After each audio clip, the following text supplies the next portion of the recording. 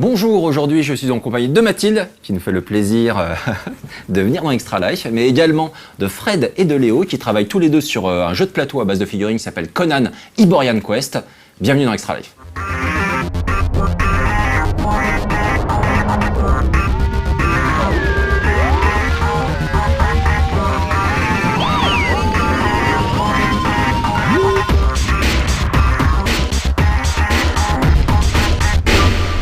Alors, est-ce que vous pouvez déjà commencer très brièvement par vous présenter? Alors, il me semble qu'au niveau des postes, Fred, tu es le concepteur du jeu, et Léo, tu es chef de projet.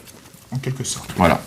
Est-ce que vous pouvez nous dire un petit peu qu'est-ce qui vous a amené à travailler dans ce milieu, qui est celui du jeu plateau, du jeu de société, nous parler un petit peu de vos parcours respectifs? Alors moi, donc ça va faire, je pense que ça va faire 10 ans cette année que j'ai commencé à faire des jeux. Je donnais... En gros, j'ai commencé, j'étais en thèse. Après, je donne quelques cours à la fac, et en même temps, je fais des jeux. J'ai publié mes 2 premiers jeux avec une vraie publication en 2005, je crois, puis 2006, des jeux qui ont été relativement des échecs commerciaux. Ensuite, j'ai fait des jeux plus gros, plus intéressants aussi, notamment qui s'appelle The Adventurer, qui m'a permis de réellement commencer à éditer aux États-Unis, ce qui est assez amusant parce que c'est un jeu qui avait été refusé par les Français dont la première édition était américaine, puis est revenu en France via les États-Unis, alors que la conception était française. C'était assez intéressant et ça m'a aussi permis de commencer à connaître un peu de monde. Ouais. Et je ne vis que du jeu que depuis 2010. Et je crois que tu es une des rares personnes en France à vivre également du jeu on tout est court. Une petite dizaine. Du jeu de plateau. Voilà. On va dire du jeu de société core. D'accord. Enfin, il est distribué dans les boutiques, dans les boutiques de jeux. En France, une petite dizaine. On est entre 8 et 10, on va dire. Oui, j'ai de la chance. Voilà, donc là, je vis entièrement du jeu et Conan, puisqu'on parle de Conan, c'était vraiment un plaisir, c'était vraiment la volonté de se faire plaisir. C'est-à-dire, vu que j'ai pu mettre un peu d'argent de côté grâce aux autres jeux, on va dire que l'ensemble de mes droits d'auteur, je les investis dans Conan pour faire un jeu tel que... Tu le souhaitais. Ouais, vraiment tel que je le souhaitais. Un vrai gros jeu, on va dire. On va revenir sur Conan. Et toi, Léo? Alors, moi, ça fait pas mal de temps, ça fait peut-être 20 ans que je suis dans le jeu, mais en fait, j'ai commencé comme rôliste et donc j'écrivais dans des revues spécialisées de l'époque, Cassius Belli, je faisais des scénarios, tous les magazines qui existaient à l'époque, Plasma, Tattoo. J'ai traduit des jeux de rôle, parce que au début, j'ai commencé comme ça, j'ai vécu de ma plume un petit peu, donc j'ai fait des scénarios, j'ai traduit des jeux de rôle et j'en ai même créé un, qui est peut-être oublié aujourd'hui, mais en 95 c'était Torrent, un jeu de rôle. Et petit à petit, en fait, je me suis orienté vers le journalisme et c'est un métier que je fais toujours. Donc je suis rédacteur en chef de différents magazines qui traitent de jeux, donc pour les enfants, pour les adultes. Et donc voilà, ça fait pas mal de temps. Voilà. J'ai failli dire autre chose, mais non, en fait, non. D'accord. Et toi, Mathilde, comment tu as rencontré ces 2 messieurs et appris la connaissance de ce projet, Conan, Iborian Quest? Alors, j'ai rencontré en premier... en fait, c'est par Aurélien, je crois. C'est Aurélien qui t'avait rencontré en premier. Alors, pas du tout du jeu de société, c'est sur Pokémon, je crois, à Londres. J'étais à Londres. J'étais allé faire un reportage à Londres sur Pokémon. D'accord. Et j'ai rencontré Aurélien. Ils se sont rencontrés. Nous, notre émission était encore en stade de pilote, je crois, à ce moment-là. Et donc, ils se sont rencontrés. Leonidas a convaincu Aurélien de se rencontrer. Donc, on s'est rencontrés un peu plus tard. On a parlé un peu de l'émission. Je crois l'émission était assez emballée, c'était cool. Et en fait, direct, tu nous as parlé de Conan. Parce que c'était déjà en fait en projet à ce moment-là. Donc, on a commencé début 2014, mais du coup, c'était en 2013. On était déjà en mai 2013 à peu près. Ok. Donc voilà, et en fait, on s'est rencontrés comme ça. Frédéric, je l'ai rencontré à Cannes, quand il avait fait Les Bâtisseurs. Tu avais eu le prix du jury, l'as du prix du jury, et on t'a interviewé, et c'est comme ça qu'on l'a rencontré. Alors, pourquoi Conan? Déjà, première question. Moi, alors je suis comme Léo, je suis rôliste à la base, et donc c'est un peu un personnage mythique. Voilà. J'étais très, en fait, c'est pareil, je suis rôliste et j'étais très Marvel, et donc je me suis vachement intéressé. J'ai commencé Conan par m'intéresser aux republications, etc., de l'ensemble des BD Conan, là, par Buscema. Et ça m'a vraiment... voilà, c'est un truc qui m'a... Pendant mon adolescence, on va dire, et ça m'a suivi plus tard, je me suis mis ensuite... j'ai découvert les romans après les BD. Après, évidemment, le film de Milius qui est vraiment, finalement, qui n'est pas du tout fidèle au roman, mais qui, je pense, a marqué énormément de monde. Et voilà, et c'est un truc qui, en gros, c'est le barbare iconique.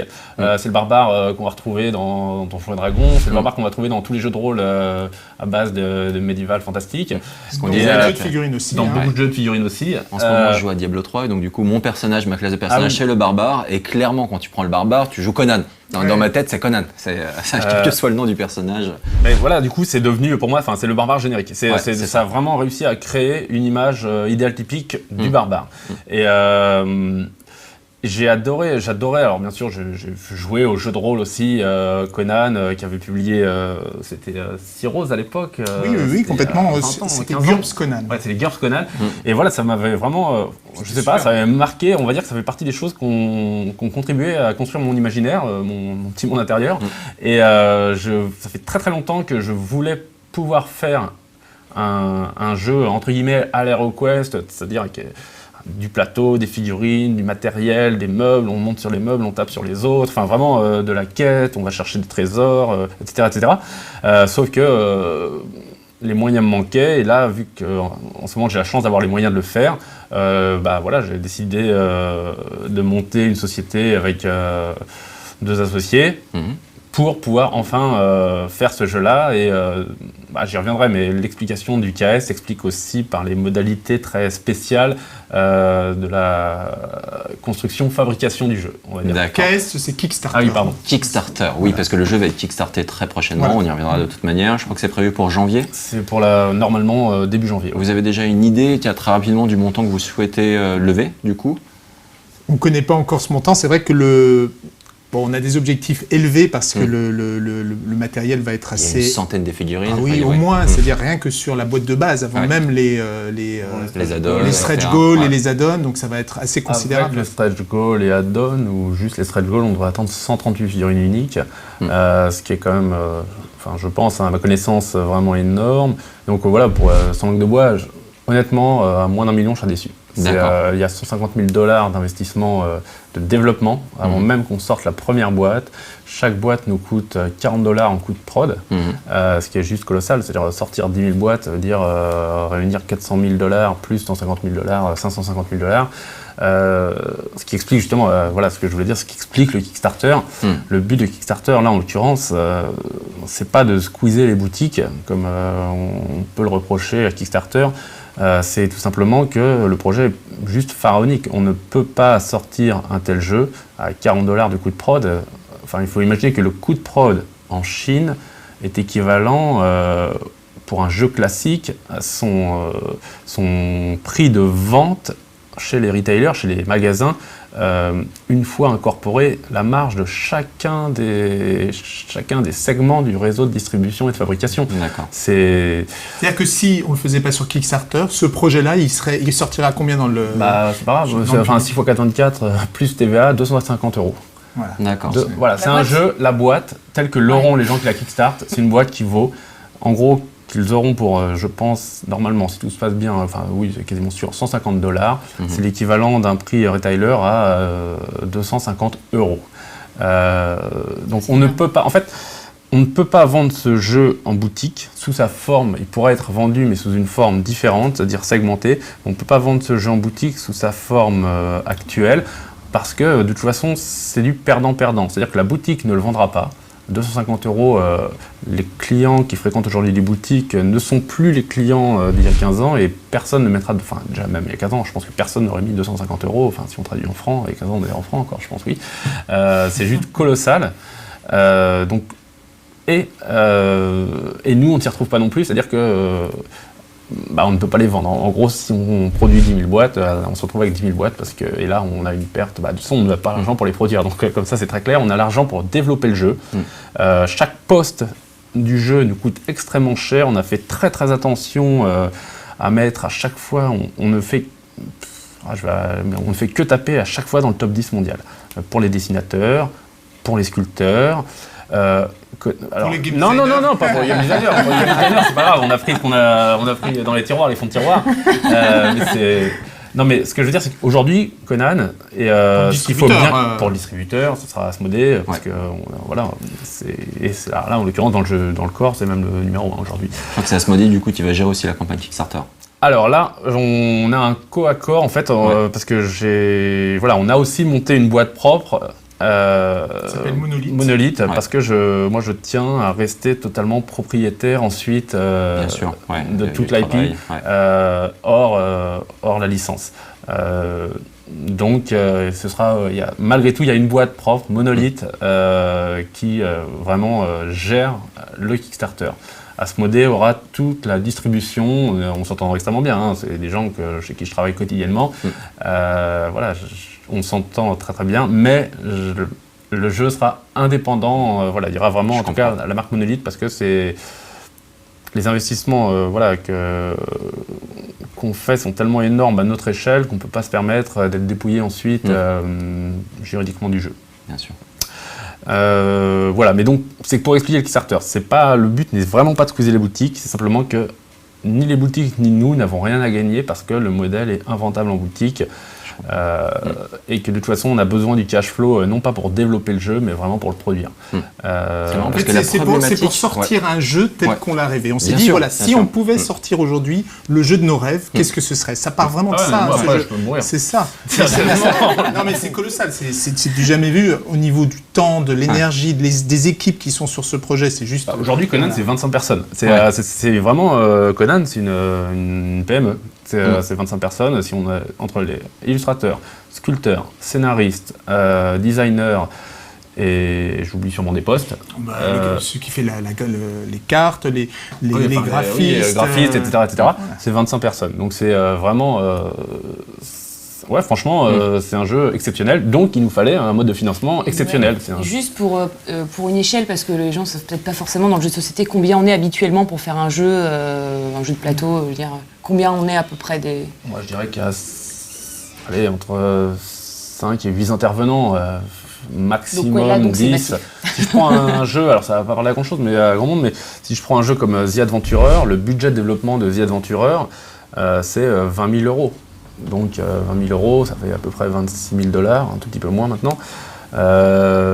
On est très très loin des 150 000 $ que nous demande le développement de Conan. C'est vraiment un modèle qui n'existe pas aujourd'hui. Et qui n'aurait pas été possible sans Kickstarter. C'est fou, c'est ce que je voulais dire justement, c'est que moi ça m'avait même pas traversé l'esprit cette problématique de on squeeze les boutiques, etc.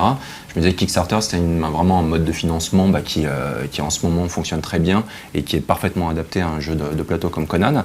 Mais j'avais pas songé aussi à la nécessité que c'était un bon moyen de distribuer également le jeu directement auprès des le truc, c'est que c'est joueurs. sur Kickstarter que tu trouves tes clients en fait. Parce que... Alors, désolé, je vais élargir un tout petit peu, mais si on regarde un peu l'histoire de ce qui se passe depuis, on va dire, 10 ans dans le marché du jeu de société, on s'aperçoit que le jeu, c'est quelque chose qui est extrêmement ouvert. Le public des boutiques a énormément changé, il est beaucoup plus casual aujourd'hui. Il y a beaucoup d'achats qui sont notamment de l'achat d'impulsion, parce qu'il y a énormément de petits jeux, j'en fais moi-même. Et du coup, les core gamers sont les premiers à avoir fait le passage, lorsqu'Internet s'est démocratisé, à l'achat direct boutique vers l'achat Internet.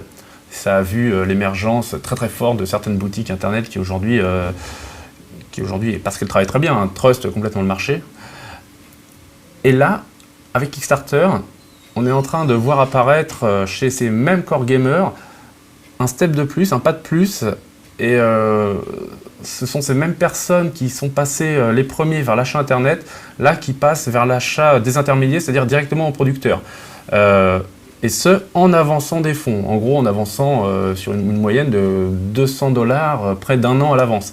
Et c'est pour ça que sur Kickstarter, on retrouve les core gamers. En fait, c'est simplement parce que seuls les core gamers, c'est presque une lapalissade, sont capables, l'état d'esprit de dire « j'avance sur un jeu 200 $, un an à l'avance ».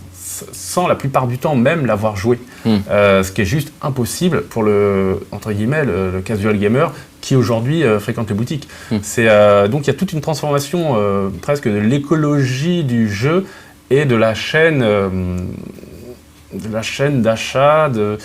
Enfin, c'est très très. Alors c'est vraiment intéressant. C'est pas le sujet aujourd'hui, mais c'est dommage. Mais c'est vraiment intéressant à étudier. Mais ce que je vous dis, je pense qu'il y a un faux débat entre est-ce que KS va tuer les boutiques ou pas. KS, c'est un nouveau marché pour une partie des joueurs qui de toute façon ne fréquentent plus les boutiques, qui sont les premiers à avoir déserté les boutiques en dur via Internet et qui aujourd'hui vont partiellement déserter Internet aussi pour aller vers la désintermédiation parce que ce sont... Voilà, ils ont des façons de penser, des façons de... un habitus, on va dire, différent de celui des casual gamers qui aujourd'hui font la majorité du chiffre d'affaires des boutiques. Mais c'est une problématique, nous, dans le jeu, en tout cas, qui se pose beaucoup, de savoir si KS est en train de tuer ou pas les boutiques. Pour moi, c'est une fausse question. C'est simplement que le public a changé. Voilà, le public a changé et donc les marchés se sont scindés. On ne peut pas vendre les jeux sur KS dans les boutiques. D'ailleurs, à part L'Arc qui cache la forêt, qui est zombicide, les jeux KS ne se vendent pas ensuite en boutique ou extrêmement mal. Et il n'y a pas de marché en fait. Et là, Conan sera vendu en boutique quand même. Sous une forme totalement différente. Tu ne peux pas le vendre à ce prix-là. Pas sous la vraie forme, la forme complète du jeu telle qu'on l'a rêvé, vraiment presque luxe. Elle sera uniquement disponible sur Kickstarter juste au moment du Kickstarter. Quelles seront les différences justement entre ces deux versions? Ce sera sur la qualité des figurines, sur la fabrication? A priori, ce sera sur donc bien sûr le boitage et tout ce Par exemple, il y aura 3 plateaux recto verso au minima en fait sur KS. J'avais noté 2, il y en a 3? Il y en a 3 parce que le premier stretch goal est tout de suite et on l'atteindra forcément. En fait la question se pose pas vraiment d'atteindre le premier stretch goal puisque tout a déjà été financé. Donc il n'y aura qu'un plateau recto verso dans la boîte, il n'y aura qu'un nombre de figurines bien plus limité. Je pense à on sera loin des 100, 138, 140 figurines, on sera plutôt à 50, 60 figurines. En fait... une version moins complète, c'est-à-dire plus... Mais tout aussi quali. Oui, ce sont les mêmes plateaux, ce sont les mêmes figurines. Simplement, là, on parle vraiment en termes de nombre. C'est vraiment une version allégée en termes de poids. La version complète, il va y avoir 12 scénarios. Là, il y en aura peut-être 6. On peut en mettre 6. On vous donne 3 scénarios par plateau. C'est pas un souci, puisque les scénarios, ensuite, là, il y a un site qui est en train d'être conçu, qui va accueillir énormément de scénarios gratuitement téléchargeables, etc. Mais voilà, on va dire que c'est une grosse machine et qui cherche à s'adapter aussi parce qu'il y a une vraie problématique de marché aussi, donc différents marchés sur lesquels elle va être distribuée. Et on ne peut pas aujourd'hui pour les boutiques, c'est impossible, juste impossible. Alors Mathilde, est-ce que tu peux nous expliquer maintenant, on va rentrer un peu dans le vif du sujet, donc Conan, ça se joue comment exactement? Oui, ça se joue à 5, je crois. De 2 à 5. De 2 à 5 max. Et c'est basé sur plus ou moins le même mécanisme sur le côté asynchrone, donc comme Dissent, tu vois, où tu as un mec qui incarne le mal et les autres, c'est les gentils, quoi. Et en gros, c'est un jeu sur scénar, mais la particularité de ce jeu, et c'est ça que j'ai bien aimé, c'est donc, t'as un jeu à scénario, on a des dés, on a plein, voilà. Ça, c'est assez basique, ça on connaît. Mais la particularité de ce jeu, que j'ai vraiment adoré, c'est que donc, sur ta fiche de perso, tu as une vraie gestion de ton personnage à faire, un peu comme de la gestion à l'allemande. Tu vois, avec des petits cubes, genre alors je vais dépenser telle énergie pour faire tel truc, puis il y a telle énergie. Donc en fait, tu dois gérer réellement ton personnage. T'as pas juste des points de vie, des points de machin, des points de trucs. T'as tout un équipement, t'as également une gestion de la fatigue, enfin t'as plein de paramètres. T'as une vraie gestion. Avec toutes les compétences. Et ça, c'est nouveau, je trouve. C'est un vrai mélange en fait entre le scénar pur qu'on connaît plus ou moins et le côté vraiment gestion. T'as une vraie gestion de ton perso et ça, c'est vachement fun. Ça change vraiment parce que tu dois en même temps penser coop avec les gens pour réussir le scénar, mais en même temps tu dois penser à toi-même, dire si je fais de la merde aussi, après je pourrais plus aider les autres. Donc du coup c'est ça que j'adore. C'est vraiment ça, c'est mortel. Voilà. C'est ça la particularité pour moi vraiment de ce jeu. Et pour vous? Est-ce que la description correspond tout à fait à vos envies, à ce que vous voulez faire, à vos ambitions sur ce jeu? Pour moi, il y a 3 points, je pense innovants dans le jeu, je pense. Après, c'est on y reviendra, mais c'est le plateau du mal. Comment le mal joue. C'est vrai, comme je ne l'ai pas joué, c'est vrai que Voilà. je peux pas trop... Le fait d'avoir alloué son énergie, en fait, tout ça c'est basé sur je vais arrêter de faire des digressions, mais sur le cycle de Krebs, pour ceux qui connaissent un peu la biologie, connaissent et comment est-ce qu'on dépense de l'énergie qu'on la récupère, en fait. Problème de mitochondrie, mais en gros c'est... Non, mais c'est sorti de ça, en fait, c'est sorti du travail mitochondriaque. Hop, comment est-ce que ça marche ensuite, qu'est-ce qu'on pourrait en faire en jeu. Et donc la gestion de l'énergie, récupération, fatigue, etc. Okay. Et j'oublie ce que j'allais dire. Les problèmes de synchronie cette fois entre les joueurs. Comment le fait qu'il n'y ait pas de tour de jeu. En fait, c'est un peu spécial. Les joueurs s'accordent comme ils veulent, s'arrêtent comme ils veulent, etc., jusqu'à ce qu'ils décident conjointement de repasser la main au mal. Et ça, je pense que déstructurer le tour de jeu. Je pense que ça veut dire qu'il n'y a pas un tour d'action. Ok, c'est à mon tour, je suis Conan, je vais faire ça. Ah, j'ai fini, c'est à toi. Non, tu fais ce que tu veux, tu dis bon, bah là, je m'arrête là, vas-y, qu'est-ce que tu veux faire quelque chose? Hop, il y a un autre personnage qui arrive, qui fait une action. Conan reprend, ensuite, il y a le troisième personnage qui peut venir. Un nombre de points d'action à dépenser pour le bien. Mais tu n'as pas une structure vraiment qui fixe. Tu te repasses la main comme tu veux, tu es libre. Que ce nombre de points varie d'un tour à l'autre en fonction de qui s'est reposé, qui ne s'est pas reposé. T'as jamais dans un tour, tu peux avoir, mais c'est exceptionnel, exactement le nombre de points d'énergie pour les héros à dépenser. C'est vraiment, en gros, meilleur, plus optimal est la synchronisation des héros. Moins d'énergie ils ont à dépenser pour obtenir le même résultat. C'est un problème d'efficience, c'est pas d'efficacité. C'est vraiment la question de l'économie des coûts pour le résultat. Voilà, parce que là je suis en train de digresser à nouveau. Il y avait les 2 points. Tu as cité les 3 points. Pour moi, c'est le système d'énergie, le mal et la synchronisation. Okay. Et ça, je pense que c'est des trucs qui n'existent pas. Moi, j'ai une petite question bête, parce que du coup, c'est vrai que sur ce côté de discussion, etc., avec le nombre de possibilités offertes pour les joueurs, est-ce que chaque partie, on reboot son personnage, ou est-ce qu'il y a une sorte de dimension RPG où on peut continuer un peu comme dans un jeu de rôle à faire évoluer son perso, à continuer avec des compétences déjà un peu boostées, ce genre de choses, ou pas du tout? Alors, il y a deux, justement, là on a 2 modèles. On a un premier modèle clé en main où on va à chaque partie jouer un peu des scénarios juste sur une map différente et où la question des XP en gros ne se pose pas. Et on a il y a une campagne en préparation ou avec cette fois un système d'XP sur lesquels il y a beaucoup de leviers sur lesquels jouer. C'est la récupération de chaque personnage, l'énergie, l'endurance de départ de chaque personnage, les caractéristiques de chaque personnage, l'équipement qu'ils peuvent avoir, etc., etc. Donc là, on est sur les derniers réglages. Là, on est en train de régler justement la question des XP, c'est-à-dire sur quel levier agir pour qu'il y ait une vraie progression des personnages sans que la progression soit trop déséquilibrante. C'est-à-dire qu'on a un effet win-to-win, plus les personnages gagnent, plus ils sont forts, plus ils gagnent, etc., etc. Donc faire aussi en sorte que le mal ait des effets de compensation, etc. Mais oui, donc la réponse, c'est les deux. Ok, très bien. Soit tu joues, tu as une soirée avec des potes, tu dis bon bah tiens on va faire un scénario, tu choisis un des 12 scénarios, ils seront équilibrés, ils sont prêts à jouer, tu joues en 1 heure. Soit tu te dis ah bah tiens on aimerait bien jouer avec mes potes régulièrement, faire des campagnes, à ce moment-là tu joues des campagnes avec des scénarios qui vont se suivre les uns les autres et d'une partie à une autre tu gagnes de l'expérience pour les joueurs comme pour l'Overlord. Sachant qu'il y a une histoire bien sûr qui fait le lien entre chaque épisode. Qui fait le lien entre les différents scénarios, voilà. Et c'est scénarisé puisque le jeu est très scénarisé en fait. On est vraiment revenu à la source, donc à Howard, au roman, aux personnages qu'on trouve dans les romans, et donc on est vraiment plongé dans l'histoire. Et d'ailleurs, quand on joue une partie, je ne sais pas Camille, si tu as... Mathilde, pardon. Camille participe aussi. Oui, Camille. Je ne sais pas si tu avais trouvé ça, mais quand on joue, en fait, pourtant on n'avait pas joué avec les figurines, on avait joué, mais on a des images, en fait, un peu comme dans un jeu de rôle, on voit vraiment... Parce que c'est vrai que là, quand ils sont venus nous présenter le jeu, c'est un proto. Donc le proto, c'est des cubes en bois, des meeples, des vieux bouts de carton, sauf la map qui était plutôt classe. Jolie, Voilà, mais bon, c'est vrai que ça marchait. Tu vois, on arrivait vraiment à se projeter dans l'univers. Parce que le scénar aussi est bien fait, c'est pas juste d'aller un point A à un point B avec quelques obstacles au milieu. Là, le scénar qu'on faisait, je peux un peu en parler. Oui, bien sûr. En gros, tu dois quand même aller d'un point et ensuite te sortir, donc c'est le point B, mais il faut aller récupérer une princesse, mais tu sais pas où elle est, donc il faut fouiller toutes les tentes, mais dans les tentes, t'as des méchants, et puis le mal, du coup, lui, stratégiquement, il place aussi.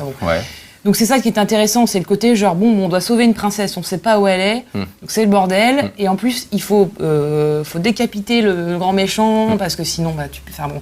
Donc t'as des vrais trucs à l'intérieur, c'est pas juste on doit traverser une grotte et puis t'as trois méchants. C'est pas linéaire, voilà. bêtement Ça linéaire. c'est super bien, parce que t'as... Du coup les parties peuvent être rejouées, puisque on peut varier les personnages, ça ne se produit, enfin 2 parties ne se passent jamais de la même façon. Oui, parce qu'en plus par exemple dans ce scénar, c'est que c'est le méchant qui écrit sur un petit papier dans quelle tente la princesse en fait sera cachée, donc il peut très bien changer pour le même scénar la prochaine fois et du coup faire autrement sa stratégie. Donc c'est super, ça vraiment c'est super. Nickel. Je pense qu'on a fait une bonne présentation globale là, du jeu. Oui. Conan Iberian Quest. Donc on va se retrouver la semaine prochaine pour la seconde partie de cette émission où cette fois-ci on va aborder des thématiques un peu plus précises liées à la prod du jeu mais également toujours à l'univers Conan. Et donc quand je parle de prod du jeu évidemment je parle par exemple de la fabrication de ces figurines et des gens avec qui vous avez travaillé, sculpteurs et illustrateurs, parmi lesquels on trouve de grands noms. Comme tu le disais, vous avez vraiment travaillé avec le top des gens dans leur domaine. Donc on se retrouve dans Extra Life dans une semaine.